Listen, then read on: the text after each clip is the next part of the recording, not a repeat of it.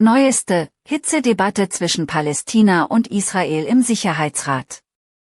Erleben Sie die hitzigen Auseinandersetzungen im Sicherheitsrat, während Palästina und Israel über Rechte und Pflichten streiten. We said long ago we made a choice to seek justice, not vengeance. Justice, not vengeance. But we cannot be prevented from seeking either. We cannot continue to be denied our right to life, to liberty, to dignity. We cannot be denied recourse and reparation. No one has a rightful claim to supremacy, to exceptionalism, to domination, to oppression. No one. Justice is the only way forward and the only viable path to peace. And we are still pursuing peace, despite everything that was done to us.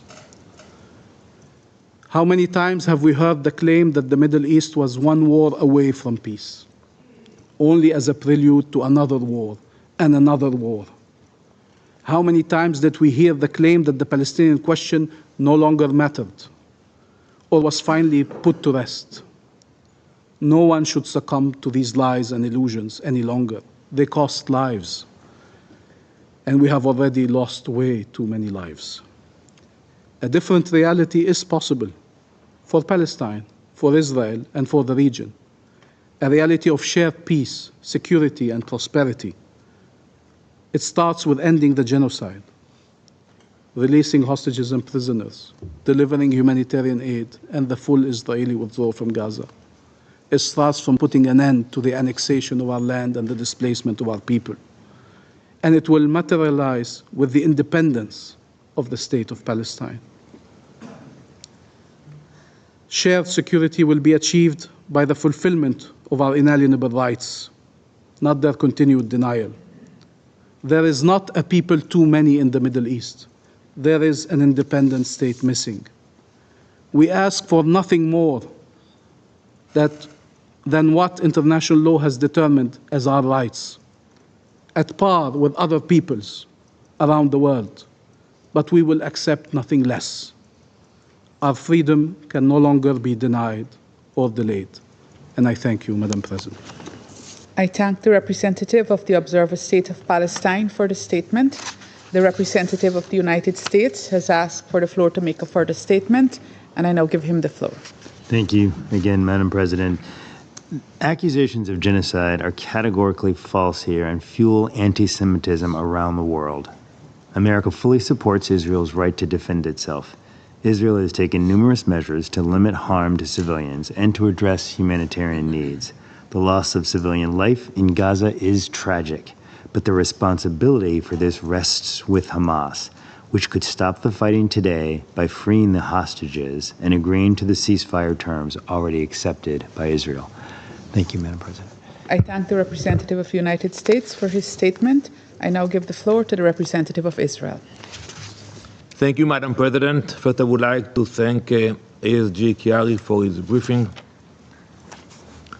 Madam President, Jonathan Samerano's parents had prayed every day for a miracle. Instead, last week, we received the cold confirmation of tragedy. The IDF recovered Jonathan's body in Gaza.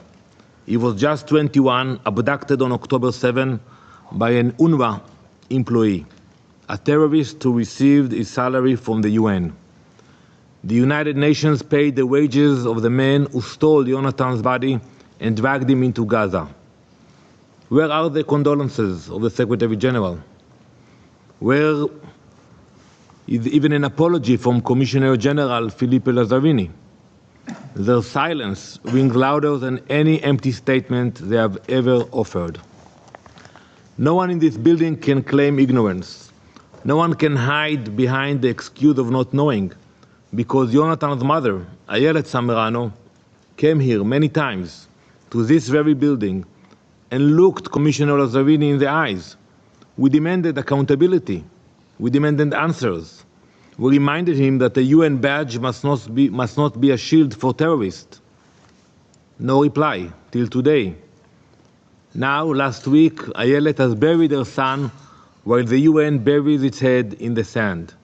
This stain will never wash out. Colleagues, as ancient Rome faced a brutal and unrelenting enemy, Cato the Elder would end every speech with the same words: Carthago delenda est. Carthage must be destroyed. In every speech I come here, I give you the same phrase. I don't call for destruction. I don't call for vengeance. No, I ask for something far more simple, far more human. And I tell you that every week almost. Bring them home. Very simple. You all spoke about what you expect: humanitarian, ceasefire, release of hostages. It's otherwise. It starts with the release of the hostages. Then you can speak about the rest. Bring them home. All of them. Before all else. This must happen. The hostages must be released. The war will not end with anyone remaining in Gaza. It will not happen. The same moral blindness that failed Ayelet Samerano and continues to fail the hostages now threatens the one initiative that is actually feeding Gaza's civilians, the GHF, Gaza Humanitarian Foundation. In a single month, the GHF has delivered more than 46 million meals, distributed directly to Palestinian families from 3 secure distribution sites. The speed and efficiency are rapidly increasing, with over 2 million meals delivered in a single day. They have bypassed the terrorists who loot the aid, making a profit or diverting it to Hamas's murderous objectives. The GHF has offered the United Nations full data sharing, joint logistics, and transparent monitoring. What has the response been from the Secretary General and other officials? And we heard it today: indifference, defamation, and obstruction. 3 weeks ago, Hamas terrorists murdered clearly identified GHF staff as they were returning from a day of feeding Gazan civilians. Horrible pictures. They stopped the bus, tortured them in the middle of the road, and executed them. The Secretary General said nothing. OCHA, nothing. UNRWA, nothing. Silence in the face of murder is not impartiality, it is abandonment. Meanwhile, some offices here have circulated anonymous so-called briefings smearing the JHF model. They spread disinformation that Hamas weaponized to justify more attacks on aid workers. Outrageously, the UN has also embellished and promoted false allegations against the GHF about violent incidents, shamelessly promoting claims made by Hamas-controlled sources. The blindness and hatred have now exploded into absurdity, with some actors even promoting the insane conspiracy that the aid being distributed contains drugs. As if the people risking their lives to feed families are secretly pushing narcotics. It's delusional. I don't get it. Why not to cooperate? Why not to work together? So let us speak plainly. If you truly care about Gaza's children, stop sabotaging the only program that reaches them instead of terrorists. Condemn the murderers. Partner with the people delivering bread, not with the people burning it. Get out of your own way and get out of the way of those trying to help. Set aside the bureaucracy, the political calculations, and the misguided need to preserve broken systems. The GHF is not interested in press releases or technical victories. It is interested in improving the humanitarian situation. If you care about the people of Gaza, stop with the defamation and the lies and help the people of Gaza. Madam President, While the UN struggled to regain its moral clarity, Israel acted with ours. During Operation Rising Lion, the IDF achieved full air superiority over western Iran and even Tehran, striking nuclear complexes, airfields, and ballistic missile sites. We neutralized more than half of Iran's ballistic missile launchers that threatened Israel and the entire world. We destroyed over 1,000 UAVs and intercepted roughly 90% of the missiles that were fired at our cities. Not a single Israeli aircraft was lost. We targeted the regime's war machine, not its people. This is another moral line Iran will never respect, as they intentionally fired its missiles at our population centers, murdering 28 civilians. Tehran's terror does not stop at Iran's borders. Its money, weapons, and its orders flow straight into Judea and Samaria. In May of this year, Hananel and Tzeela Gez, age 37, were driving to the hospital to welcome their baby into the world. Tzeela was 9 months pregnant. It was meant to be the happiest day of their lives. Instead, as they drove down the road at night on the way to the hospital, a terrorist opened fire on their car. Tzeela was murdered, so was their unborn child. A family destroyed, 3 children left without a mother, a life stolen before it even started. The rifles and ammunition that find their way into the hands of terrorists such as this one come directly from the IRGC's supply chain of death and terror. We will never again allow our families to be hunted. The pattern is unmistakable. Iran funds Hamas to massacre our people, Hezbollah to fire rockets at our cities, the Houthis to hijack shipping lanes and launch ballistic missiles, terror cells in Judea and Samaria in order to ambush innocent civilians on their way to give birth. Israel will continue to sever those Iranian supply lines, whether they run into Gaza or to Jenin. Colleagues, alongside the darkness, a different future is already taking shape, a future of cooperation, a future of peace. That vision was laid out in the Abraham Accords, and Israel remains committed to expanding that circle of partnership and normalization. Across the region, nations are choosing a path not defined by old hatred, but by shared interest and common hope. That path is open to all who seek it. We believe in a peaceful Middle East, one built not on terror tunnels and ballistic missiles, but on innovation, dialogue, and mutual respect. We will continue working with all those who share that belief and wish to see a brighter future. We have seen what this region looks like when it chooses war. We have also seen what it can become when it chooses peace. Israel will never stop defending its people, but we will also never stop our desire to reach out and achieve peace. Thank you, Madam President. I thank the representative of Israel for the statement. There are no more names inscribed on the list of speakers. I now invite council members to informal consultations. The representative of the Observer State of Palestine has requested the floor for a further statement. I give him the floor. Thank you, Madam President.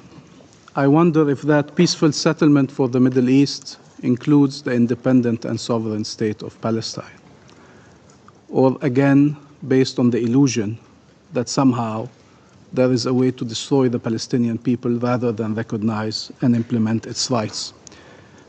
We have declared very clearly that we are willing to cooperate and work closely with President Trump and the US administration, with Saudi Arabia and Arab and Muslim countries, with European and global partners to achieve peace, true and genuine peace, just and lasting peace. Let us not distort the meaning of the word. And there is no peace without justice and without upholding international law. There is no peace at the expense of international law and people's lives and rights. It is true there was a complete blockade over humanitarian aid and starvation used as a weapon of war. And now there is aid being distributed.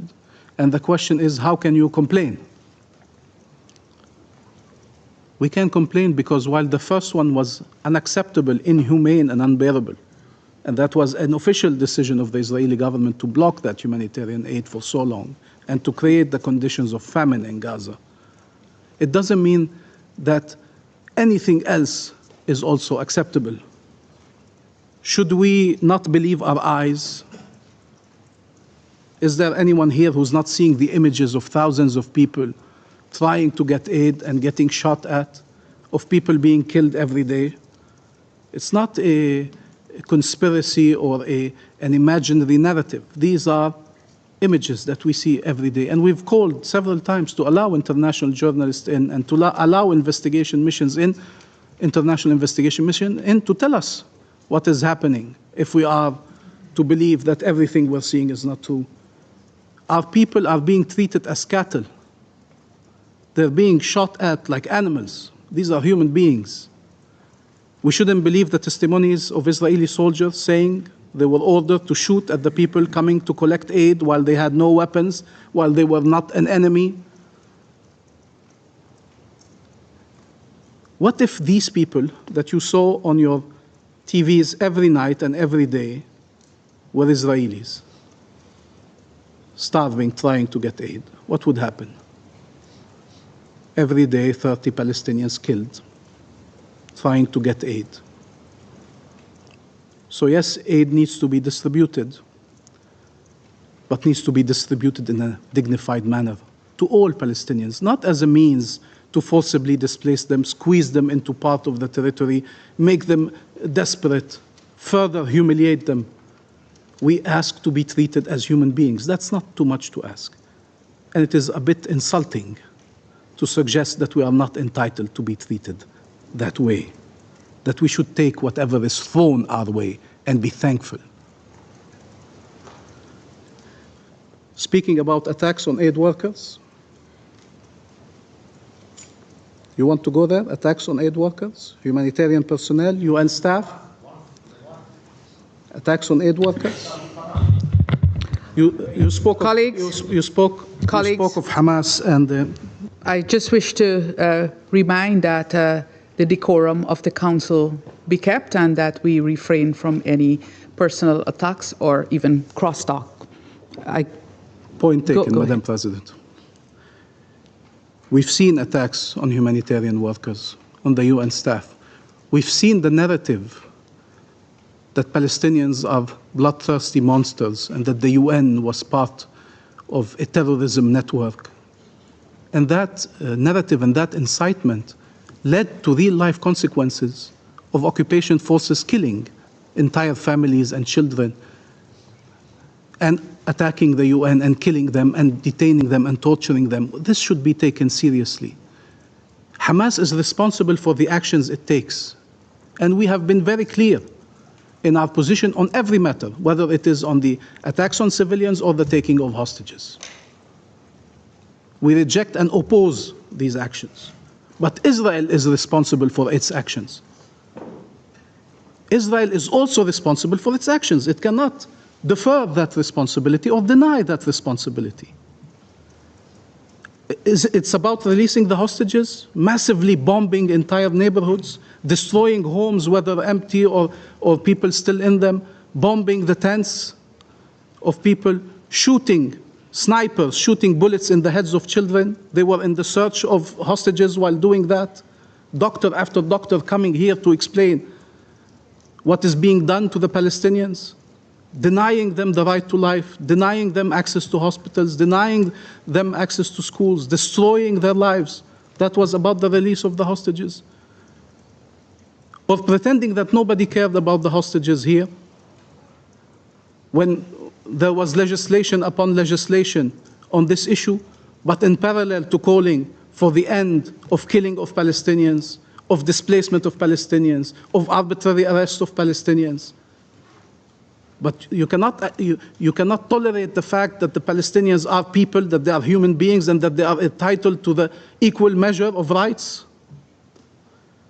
So it is not about them. A ceasefire would be the best way to end the bloodshed, to release the hostages, and to finally embark on a path to end the occupation.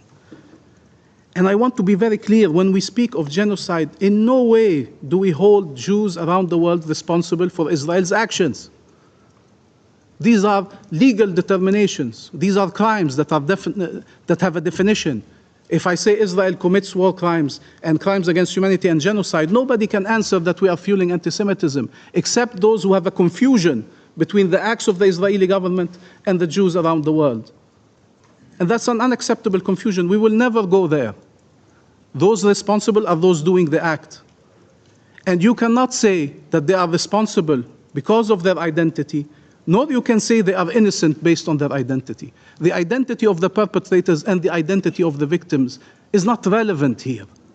It is the actions that are being committed. And we can have a legal debate over the qualification of genocide, despite the overwhelming conclusion reached by many legal experts around the world and many organizations around the world that are extremely credible. I think it's more important to focus on ending the killing. But it is not acceptable to use Jewish people or the Holocaust as a shield from holding Israel accountable for the commission of war crimes, crimes against humanity, and genocide. It is irresponsible to do that. It is unacceptable to do that. We believe in international law, all of international law, nothing but international law. We hold ourselves accountable based on that standard. Israel cannot invent its own standard. The same rules apply to all of us. And everyone who breaches these rules should be held accountable. I think enough Palestinians' lives have been lost to finally reach that conclusion. There is nothing that justifies massacres. Nothing. You cannot say my right to security, you cannot say my right to existence, you cannot use big words to hide behind them and justify massacres. We want shared life, 2 states, Palestine and Israel. We are very clear. And I wish we could have that clarity from the other side. 2 states, Palestine and Israel. Israel has been a member of the United Nations for 75 years now. We are still waiting for our turn. And how can we explain that we are still waiting for our turn? How can we explain that our people are still not free all these years? That they have to fulfill a threshold, reach a threshold that no other country around the earth has been asked to meet. The same rules for everyone, a right to life for everyone, a right to security for everyone, a right to freedom for everyone, respect for human dignity for everyone. Speaking of human shields, to explain mass bombing of people, shooting randomly at people, when Israel itself, the latest UN report shows, has used boys in Gaza and the West Bank, Palestinian boys, as human shields in its military operations. That's the problem. When you think that what you do is acceptable because you are the one doing it. No, the same actions should bring the same level of condemnation and the same clarity. All these people abducted from Gaza that disappeared, including doctors, including children, that would be acceptable? And we call on the Israeli people not to believe the narrative of its government that the whole world is conspiring against them. We are truly extending our hand in peace to end the violence, but we need to end the occupation. We need freedom and justice so all can coexist in our region. That is the new Middle East we all need and aspire to. That is the right Middle East that we need to see. One where no existence is denied. One where nobody's freedom is denied. One where nobody's security is denied. One where we can share in life and peace and prosperity. Thank you, Madam President. I thank the representative of the observer state of Palestine for his statement. The representative of Israel has asked for the floor to make a further statement. I give him the floor. Thank you, Madam President.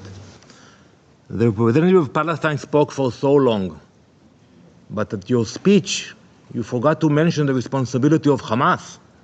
Why are you afraid from Hamas? I will not answer all your lies. I will ask you one question. Can you agree with me and with my colleagues that there is no future for Gaza with Hamas in Gaza? Can you agree on this sentence, that the future of Gaza will not include Hamas? If you say yes, we can talk about everything. You blame us and we blame you. That's the core of the conflict. We don't want to destroy the Palestinian people. We are not fighting the Palestinian people. We are fighting Hamas, the terrorist organization who brought you to where you are today. So if you claim that you represent the Palestinian people, be responsible, be brave, and agree with me today that the future of Gaza will not include Hamas. I thank the representative of Israel for his statement, and the representative of the observer state of Palestine has asked for the floor to make a further statement, and I give him the floor, and this will be our last statement in the meeting. Thank you, Madam President. I wonder if this is not you attempting to destroy Palestine, what it is. We heard that you are taking all the precautions not to harm civilians. I can only imagine what it would be if you were not taking these precautions. You've asked, it so happens we're not in an Israeli interrogation or an Israeli jail. I have said, but you have decided not to hear, and I'm sorry, Madam President, to address the person directly since the representative of Israel addressed me. We have said that we do not accept and reject all attacks against civilians. We have said that we are willing to take our responsibilities in governance and security in Gaza tomorrow. Sole responsibility. That means there's no Hamas ruling in Gaza. That means there's no weapons there except in the hands of the Palestinian official government. We have a policy of one state, one law, one gun, one government. But you are undermining that Palestinian government who wants peace. You are preventing that from happening. The more we delay the ceasefire, the more killing there is.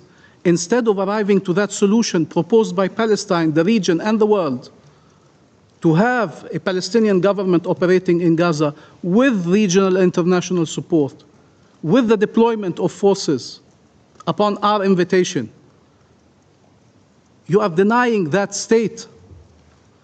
And there's always a reason.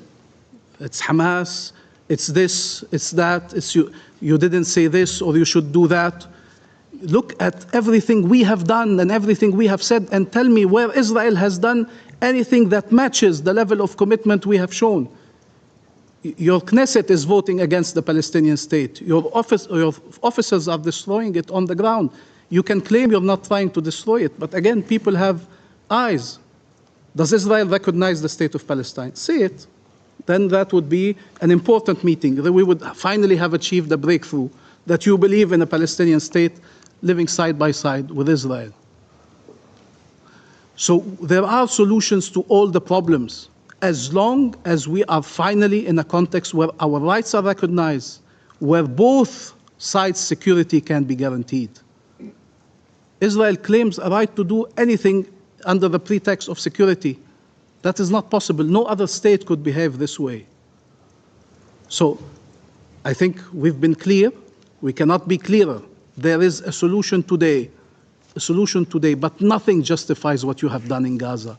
Nothing justifies what you have done in Gaza. If we had tried to justify the killing of Israeli civilians, nobody in the world would have accepted it, under any reason and under any claim or any right. Therefore, your systematic killing of Palestinian civilians can never be justified. We are not lesser human beings.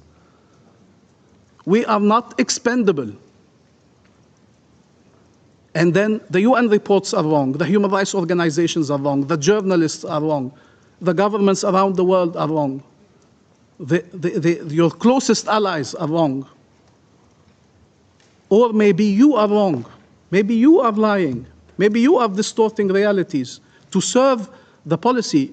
The permanent representative of Israel wrote about the importance of the voluntary migration of Palestinians, the code name for ethnic cleansing in Gaza. We want to live in freedom and dignity in our land. That is our right. And we are willing to do so within the two-state solution. Within the two-state solution. And it is time for Israel to stop destroying that solution. For the benefit of Palestinians, for the benefit of Israelis, for the benefit of the region, and for the benefit of the world.